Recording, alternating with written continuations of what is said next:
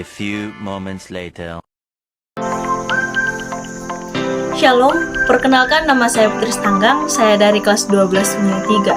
Di video kali ini saya akan melengkapi tugas dalam mata pelajaran sejarah Indonesia dengan topik Pemberontakan Republik Maluku Selatan atau biasa disingkat dengan RMS. Selamat menyaksikan.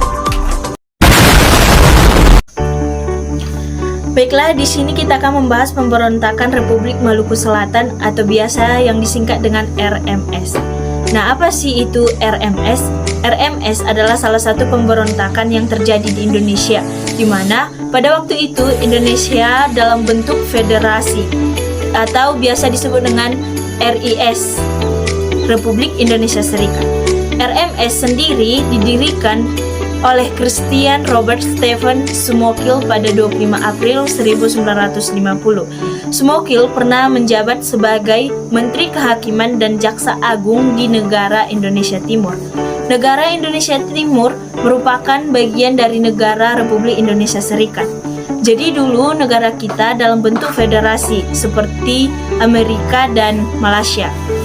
Pasca agresi militer Belanda II, telah banyak ditemukan negara-negara federal yang biasa disebut dengan negara boneka Belanda seperti negara Pasundan dan Borneo.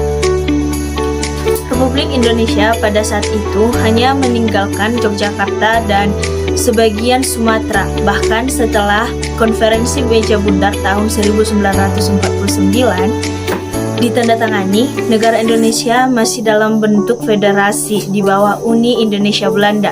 Tetapi bedanya, negara Indonesia pada waktu itu telah diakui kedaulatannya mulai dari Sumatera hingga Maluku. Kita dengan Belanda mendirikan Republik Indonesia Serikat. Kemudian Soekarno yang sebelumnya adalah Presiden Republik Indonesia menjadi Presiden Republik Indonesia Serikat, di mana Republik Indonesia merupakan bagian dari negara Republik Indonesia Serikat. Setelah beberapa bulan berbentuk federasi, gagasan mulai muncul untuk membentuk negara kesatuan. Jadi, disinilah masalah mulai muncul. Pasti ada pihak-pihak kontra dengan munculnya membentuk negara kesatuan. Salah satunya yaitu Christian Smokil. Smokil pada saat itu merupakan Jaksa Agung di Indonesia Timur. Ketika wacana kembali untuk ke negara kesatuan, Smokil menolak keras hal tersebut. Dia tidak ingin kehilangan posisi di negara Indonesia Timur. Dia ingin negara Indonesia Timur tetap berdiri. Dia tidak ingin angkatan perang negara Indonesia Serikat dari Pulau Jawa datang ke wilayah negara Indonesia Timur. Smokil adalah orang di balik gerakan Andi Ajis yang meletus di Makassar pada tanggal 5 April 1950. Setelah pemberontakan Andi Ajis, pasukan bekas Knil dinilai gagal. Lantas, ia langsung terbang ke Ambon dengan menggunakan pesawat militer milik Belanda. Dia sampai ke Ambon pada tanggal 13 April 1950. Kota Ambon pada saat itu dikuasai oleh pasukan bekas Knil. Knil adalah tentara pasukan kerajaan Hindia Belanda. Pasca MB, Knil dibubarkan, kemudian APRIS atau Angkatan Perang Republik Indonesia Serikat yang akan menaungi keamanan negara. Banyak dari Knil bergabung dengan APRIS, tetapi banyak juga dari Knil yang menolak untuk bergabung dengan APRIS. Melihat banyaknya pasukan yang sepaham dengannya dan ribuan warga Ambon yang berkeinginan untuk mendirikan negara baru, akhirnya Smokil bersama orang-orang lokal Ambon segera mendirikan negara baru, yang pada saat itu Johannes Manuhutu adalah kepala daerah dari Maluku Selatan yang didesak untuk memproklamirkan berdirinya negara Republik Maluku Selatan. Di bawah tekanan pasukan-pasukan Knil, Manuhutu kemudian memproklamirkan berdirinya Republik Maluku Selatan pada tanggal 25 April 1950. Memenuhi kemauan yang sesungguhnya atas desakan dan tekanan dari rakyat Maluku Selatan, maka dengan ini kami memproklamirkan kemerdekaan Republik Maluku Selatan yang lepas dari perhubungan dan ketatanegaraan negara Indonesia Timur dan Republik Indonesia Serikat, ucap Manuhutu sebagai proklamator. Kemudian Manuhutu diangkat sebagai presiden pertama Republik Maluku Selatan. Lalu bagaimana dengan Smoky? Apa jabatannya? Saat itu Smoky belum memiliki pengaruh yang kuat di Ambon, tak sekuat Manuhutu. Ia kemudian menjabat sebagai Menteri Luar Negeri Republik Maluku Selatan. Johannes Manuhutu hanya sebagai presiden selama 14 hari saja, terhitung sampai 3 Mei 1950. Kemudian ia mengucap kembali sumpah setia kepada Ibu Pertiwi. Nah, Smoky lantas mendapatkan jabatan tertinggi di Republik Maluku Selatan sebagai presiden.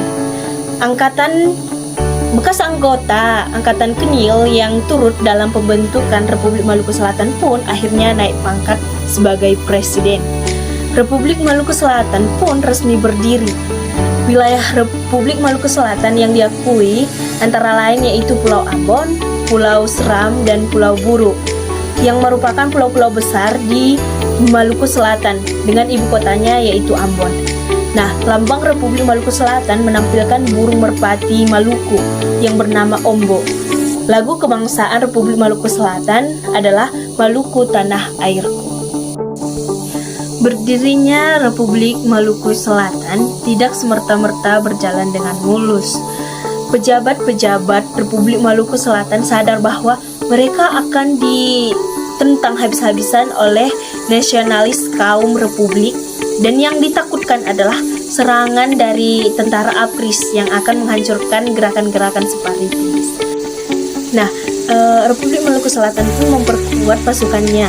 Bekas sersan tentara Kenil diangkat menjadi panglima angkatan perang Republik Maluku Selatan seperti Densi Samson, Thomas Lucy. Nah, ratusan anggota bekas Kenil dan dibantu oleh pemuda yang ribuan bersenjata tombak dan panah kemudian menjadi kekuatan inti militer Republik Maluku Selatan. Dengan semakin kuatnya militer Republik Maluku Selatan, wajar saja jika mereka disegani oleh APRIS. Hal ini cukup membuat Presiden Soekarno pusing, dikarenakan darah saudara sebangsa mungkin akan berjatuhan karena konflik kepentingan untuk mengatasi separatisme di Maluku. Nah, Presiden Soekarno mengambil langkah diplomasi dengan mengirimkan tim yang diketuai oleh Johannes Leimena. Namun upaya mediasi oleh Johannes Leimena ini gagal. Smoky dan pengikutnya menolak ajakan persatuan tersebut. Nah, jalan damai dirasa buntu. Presiden Soekarno selaku panglima tertinggi mau tidak mau menindak tegas Smoky dengan menerjunkan pasukan TNI. Nah, mungkin hanya itu saja yang dapat saya bisa paparkan. Semoga dapat bermanfaat untuk kita semua. Akhir kata saya ucapkan sekian dan terima kasih.